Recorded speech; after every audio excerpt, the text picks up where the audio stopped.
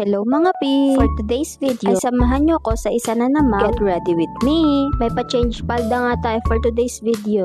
Hindi kasi match yung una kong suot, kaya pinalitan ko na lang ng ibang skirt. Itong puti ko nga sa mukha ay sunscreen ni mama, kasi naubos na pala yung sa akin, di ko napansin. Buti na lang palagi siyang may stock, kaya may nahihingian ako pag nagkakaubusan. Ito nga pala yung ginagamit kong pangkilay. Sa SM Lucena ako nga pala ito nabili. Nagustuhan ko to dahil sa shade niya, black at dark brown. Ito na din yung ginamit kong pang contour sa ilong. Contour nga ba yun? Naglagay lang ako sa tigkabila. Di kasi ako maalam eh. Di ko nga alam kung tama ba tong ginagawa ko sa ilong Naglagay lang din ako ng kaunting highlight sa ilong para mas magmukhang matangos. Umepek naman kahit papaano. At for my blush on nga, ginamit ko tong Pick Me From O2O. Naglagay nga lang ako ng tigkaunti sa magkabila kong pisngi. Ayaw ko kasi magmukhang siopaw. Ang taba pa naman ng mga pisngi ko.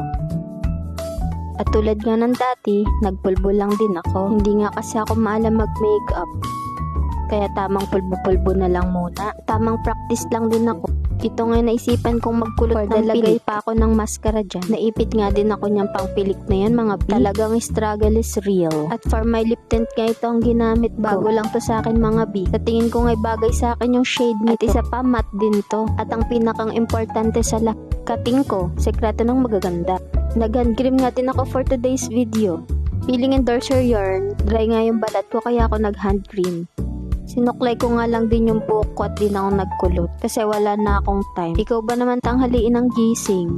May pa-outfit check nga ako mga B. Office girl yarn. O hala, siya na, ako'y late na. Bye mga B. Hanggang sa muli!